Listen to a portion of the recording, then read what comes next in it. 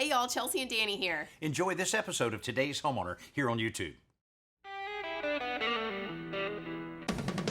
Today's Homeowner with Danny Lipford. Real projects for real homeowners with real solutions.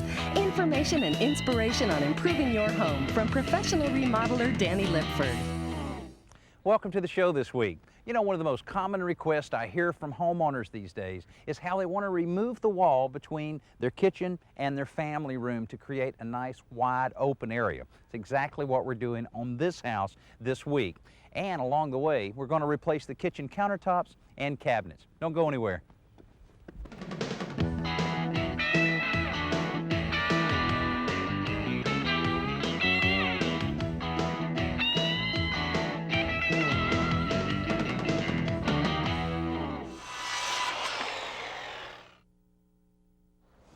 Welcome back to the show. Now, believe it or not, less than a week ago, this was your classic 70s den. Had wood paneling on all of the walls that had been painted a few years ago. And over on this side, it had a little breakfast room. Adjacent to that, a small, modest kitchen. Well, the homeowners really want to open this area up quite a bit. Let me tell you how we're going to accomplish that.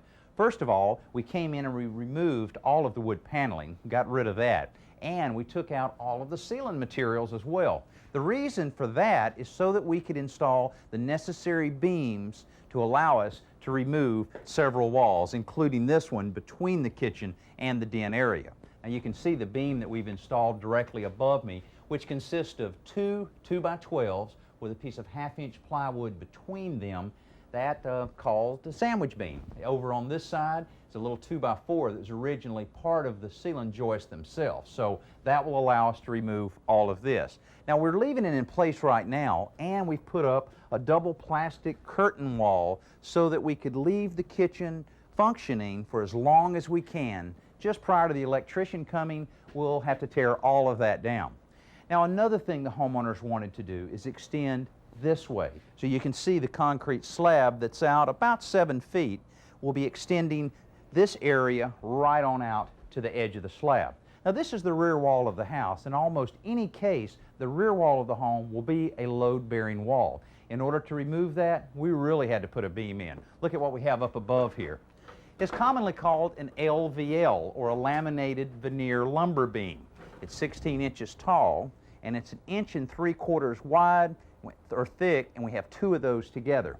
You can see the bolts that we have, 2 bolts every 2 feet, and this actually spans from that wall all the way down to this wall at the far end of the original breakfast area. That's a total of 33 feet.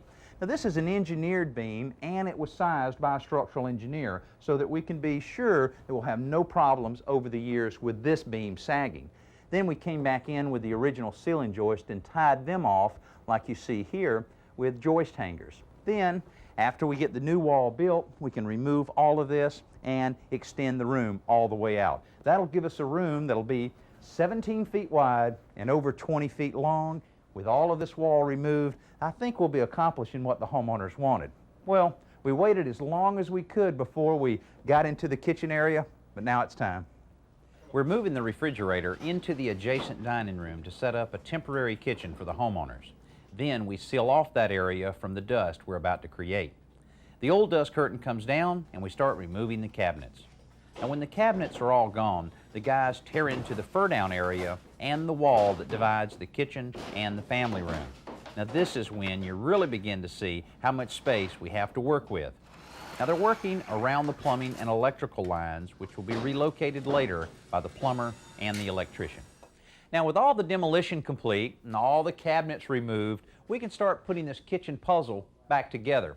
Now with most open floor plans that we're dealing with, we're really tearing more walls down than we're actually building. Now this is one of the few walls that we're having to build, and it's actually a little wing wall that will visually block the refrigerator that'll be sitting here from the family room. Now we were able to gain this space by closing off the original doorway that led into the dining room and creating a new doorway over on this side. So this is pretty valuable space because by allowing us to position the refrigerator here, we still end up with cabinetry here, on around here. We'll have a stove and range top in this section and plenty of space. Now, one of the most impressive parts of this kitchen will be a large island section. Let me show you on the plans what it'll look like once we get everything complete. Now, these are the original plans that have been out on the job since it started several weeks ago, and you can see they've been a little battered and abused, but I can show you exactly where we're at. This is where we're positioned here. The refrigerator I mentioned is right behind me.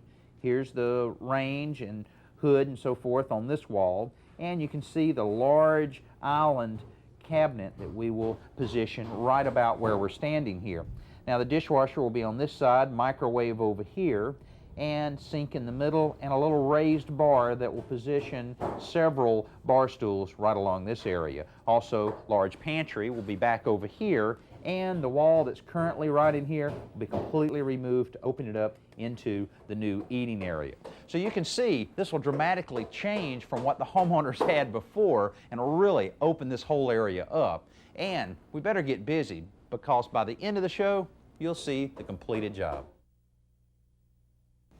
Now, with the new wall in place and the old wall removed, you can really get an idea of how large this space will be for the homeowners. You can also see right where the old wall was removed, where the new and the old concrete seam together. Now, in conjunction with all of this work taking place, the homeowners are also building a nice bedroom, bathroom addition on this side of the home, which we featured in another one of our shows.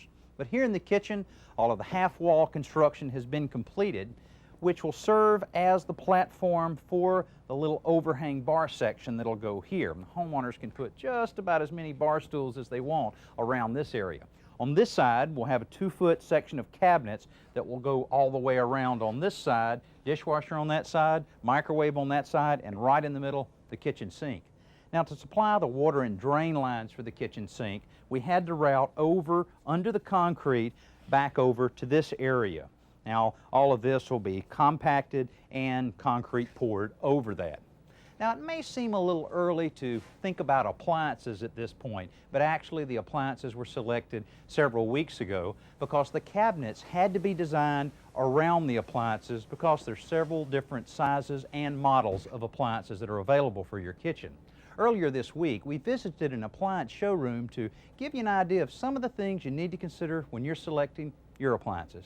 Most important is that we qualify the customer and we find out just how much they're planning on using these products. Yeah, some people want that real nice fancy gourmet kitchen, others very simplistic type of kitchen. We can fill most voids, from the professional appliances all the way to the apartment or domestics. I guess as a appliance consultant, you really have to keep up with all the new technology that's entered into the appliance field. Things aren't the same as they used to be. It's not your mother's appliances anymore. It's changed drastically. This item, for example, it looks like a microwave, but it is very advanced. It cooks with the speed of light, so it eliminates a lot of the guesswork. It is your light system over your product and your vent. Stainless steel interior and easy to clean. Yeah, that's great. It really does look like the microwave, but of course a lot more here. This surface has been around a long time, but something different there. Yes, these new heating elements are quite advanced. They go from ice cold to wide open in about 10 seconds, and one word sells this to the homeowner: cleanability. Sure, I'm sure it's a lot more maintenance free than a lot of them, but now when someone comes in to choose appliances, I guess bringing those house plans or the floor plans for their renovation or new home, it's almost a necessity. It is, Danny. It's immediately we have to qualify where the product's going, in an island or up against the wall. And also whether or not it's going to be gas or electric or both. Most important, we'll figure that out for that homeowner. They come in, we'll talk to them, we'll straighten that out. Okay, now one thing that we talk a lot about, and I feel like is very important in a kitchen, is proper ventilation. I know a lot of the vent hoods like this are getting stronger, and also because of consumers wanting it quieter, the manufacturers are listening and making it a lot quieter. The vent systems that are necessary on these type of products are high CFMs, can remove a lot of odor and smoke. Mm-hmm. Okay, now if you have a situation where you're renovating a kitchen, sometimes you just can't put a downdraft like this one in some renovation projects without a lot of trenching, so I guess that's important to know. Yes, that's where the decision is made to either go with an over-the-range product vent hood or possibly the Advantium system, which is both. Okay, and I guess homeowners, as much homework as they can do ahead of time is important because of all the terminology that's involved in choosing appliances nowadays. That's got to help a lot. We can make their life a lot easier if they'll just get that basic information, come in, and we'll help them.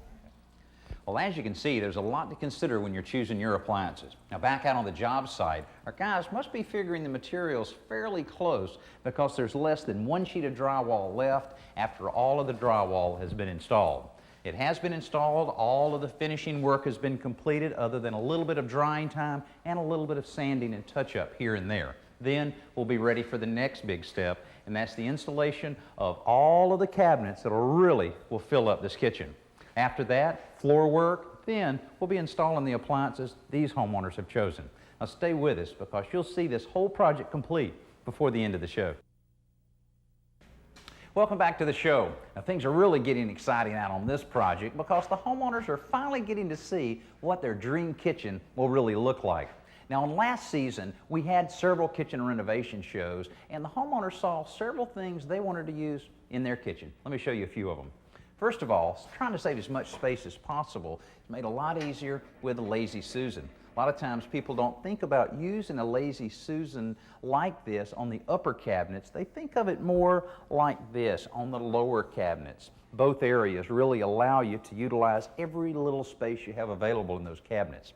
Also, to kind of declutter your countertop a bit, you can take that coffee pot or espresso machine and slip it right in here, close it off, makes it a lot neater in your kitchen. Now, again, to use as much of the space as possible, even though it's a very large kitchen, the homeowners realize how nice it is to have roll-out trays in the kitchen. So in several of the cabinets, we had our cabinet maker install this, perfect for pots and pans or any type of packaged food. Also, the homeowners really thought about how they were going to use the kitchen and what they would be doing in certain areas of the kitchen. They felt like this long counter would be good for preparation a little bit of different meals. So, got to have a place for those cookie sheets, and serving platters can be organized right in here very easily. Of course, big kitchen means a lot of food. Got to store that somewhere. Walk-in pantry. Here's a 4-foot by 4-foot area and plenty of shelving that's built by our trim carpenters. Once this is painted, it'll serve very well for all of the food they'll be storing. Now, one of the ideas they really liked that they saw in one of our shows last season is how in one of the kitchens we raised the dishwasher and we lowered the microwave. Here the dishwasher is about 6 inches up off the ground, and it's perfect for the dishwasher's position being here near the sink, and with that little bit of elevation will save a little of that back strain in loading and unloading the dishwasher. Over here, as far as the microwave, by keeping it lower like this, will allow the children to kind of cook their own popcorn. Now, over on this side, of course, the kitchen sink is the center of it all, and we have little tilt-out trays here for scouring pads and brushes and that kind of thing can be tucked away here. And what food scraps don't go into the garbage disposal, they can go right in the trash bin that'll be right here. It'll have a lift-out trash can, and of course, this can also be used for any recycling needs. Now you can see that Scott and George are in the process of about to install a couple columns. If you remember earlier in the show, we had a large beam running from one end of the room to the other, which is a very significant beam, but it needed a little mid-span support. So this column on this side will strictly be cosmetic. This one here will really help support the beam that's running right along here. Now also, while the cabinet maker was making all of these cabinets, the homeowners also had him construct a nice entertainment center on the other end of the room. Plenty of storage, plenty of bookcases, and television will be positioned right in the middle, so that when the cook of the house is here in the kitchen, they won't miss watching our show every weekend. Now stay with us. When we come back, we'll show you how we dealt with all of the flooring issues, all of the appliances, and show you the completed project. Stay with us. It's time to pick up a few tricks of the trade from Danny and home repair expert Joe Truini in this week's Simple Solution. Well, Joe, it looks like a customization of a shop vac is taking place. That's right, Danny. I'm trying to solve a problem that I've had for years now where, as you know, when people tow around a shop vac, they always pull it by the hose, and you're not supposed to. And as you do, of course, the hose pops out and you have to go back and hook it up. That's happened to me. So I came up with another way I think will hold it on really securely. What about just tape? You could just wrap some type of tape around it. Yeah, you could just probably duct tape this on there, but then it makes it difficult to take it on and off when you want to switch to put it on the blower port, or if you just want to take it off for storage. Okay. So this, I think, might work a little easier. What I did is earlier I drilled a hole in each of the wheel housings to accept a snap hook. Then I tied a short length of string onto it. And you basically just hook it on there, wrap it around, come down 8 or 10 inches, and just go around maybe 2 or 3 times. You don't even really have to tie it off. And on this end, you hook on the other snap.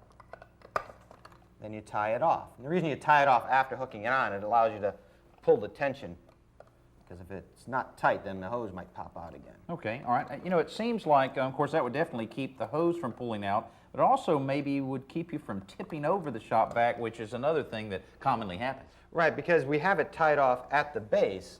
You're not pulling the tension at the top. So as you can see, you tow it along pretty hard and that hose won't come out. That's a great idea, Joe. Now let's join Danny at the Home Center to check out this week's best new product.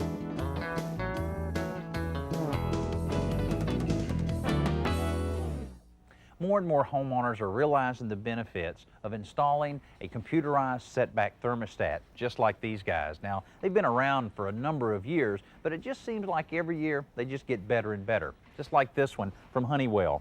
Now, this one is programmable for all 7 days of the week. And what it allows you to do is to adjust your heating and cooling system to adapt to your lifestyle. Now, let's say you have a regular schedule, say 8 to 5, Monday through Friday, where you're leaving your home. It will adjust your heating and cooling system so that it's not working so hard while you're out working hard. And it'll actually adjust that thermostat back up to the regular temperature before you get home. Also, on Saturdays and Sundays, you're able to adjust this and program it to how you may spend those Saturdays or Sundays, or it has an override switch that you can simply use it as a regular thermostat. Now, statistics show that with programmable thermostats, you can save as much as 30% on your energy bill. That's pretty significant, especially considering this unit only cost $90. Now, also, it's very easy to install. Basically, you take your standard wall thermostat, take it off the wall after turning off the power, install this one, reading the instructions to make sure all the color-coded wires go where they need to go, or simply call your heating and cooling contractor to take care of that task for you. Now let's go outside for Around the Yard with Danny and lawn and garden expert Barbara Katz.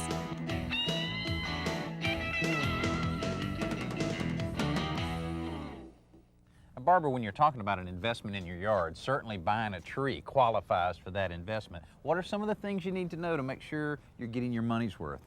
Well, Danny, actually, I think the most important thing to me when I'm looking for a tree is its actual structure. What the balance is of the various branches on the tree and how it looks. I want to get a fairly nice straight trunk. And I think once I've identified that, then I give it a really close look, sort of like a doctor would. Well, this one has the straight trunk that you mentioned. It looks like it's in a fairly large container. What would you say about that one? You know, it looks okay from this angle, but if you come in here, there is this incredible split down here. Now, if you imagine it's going to get bigger, it's going to get more leaf growth up here, and then at some point in time, it's going to get so heavy, it's just going to split right down the middle.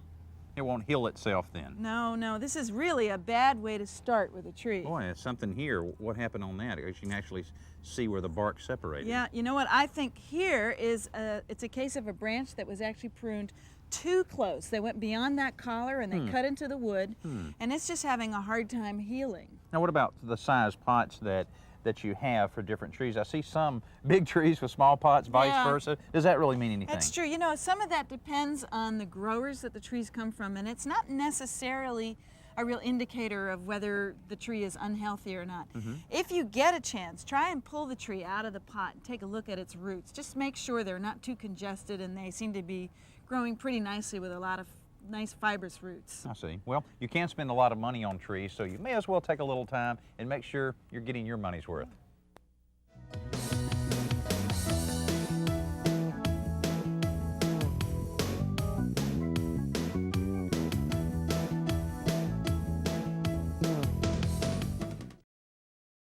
Hey, thanks for watching this episode of Today's Homeowner. And don't forget to comment, like, and hit the bell icon so that we can notify you when new videos are posted. And don't go anywhere, click around and continue the home improving fun.